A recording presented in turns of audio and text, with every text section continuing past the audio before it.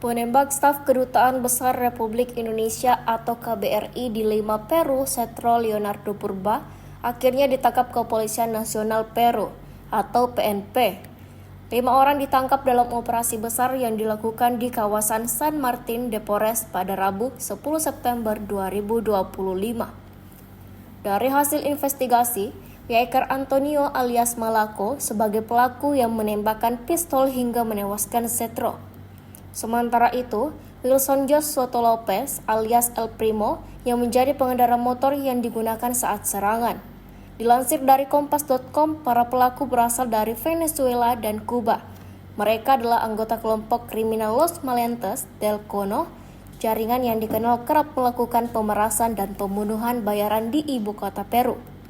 Motor yang dipakai dalam penembakan telah ditemukan dan cocok dengan rekaman kamera pengawas. Polisi juga menyita sepucuk pistol merek Taurus dengan 6 peluru aktif. Diduga kuat senjata itulah yang digunakan untuk menembak korban. Para pelaku bahkan sempat mengerahkan petugas saat operasi penangkapan berlangsung.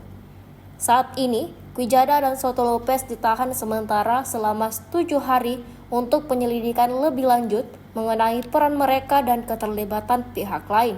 Menjelaskan, pembunuhan Setro merupakan bagian dari skema kriminal yang direncanakan kelompok tersebut. Motif spesifik dan aktor intelektualnya masih ditelusuri. Pembunuhan diplomat Indonesia Setro Leonardo Purba di Peru, Tribunars.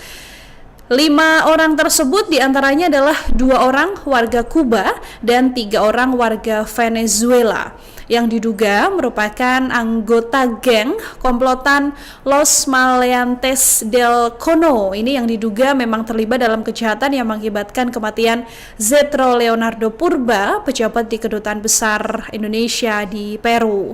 Kelimanya juga sudah ditahan polisi Peru. Tampaknya ini yang bisa dilihat sama Tribuners ya, termasuk polisi Peru juga merilis foto-foto tersebut beserta dengan pistol dan barang bukti lain.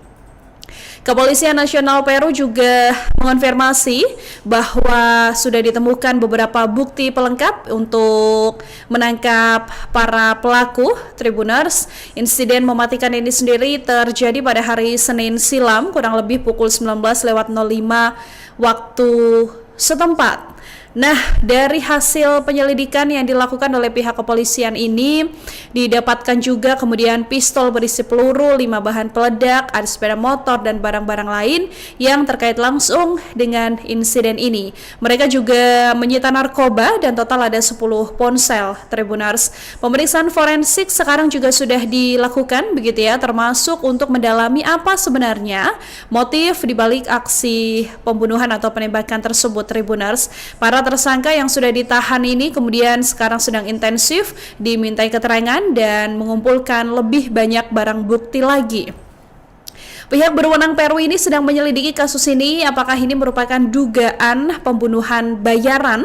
Tribuners, yang mana pembunuhan ini dinilai memenuhi syarat untuk bentuk aktivitas pembunuhan bayaran. Karena memang dari beberapa penyelidikan diketahui para pelaku ini memang menunggu dan langsung mengenai kepala korban begitu ya, untuk dengan sengaja mengincar nyawanya. Tribuners, pihak kepolisian juga sedang menyelidiki apakah memang ada motif dendam dan sebagainya dalam aksi pembunuhan ini, dan sampai sekarang monitor juga terus dilakukan oleh Kementerian Luar Negeri Indonesia ya, untuk kemudian mengungkap secara lebih jelas apa sebenarnya motif dibalik aksi pembunuhan terhadap diplomat ini. Tribunars, download Tribun X sekarang, menghadirkan lokal menjadi Indonesia.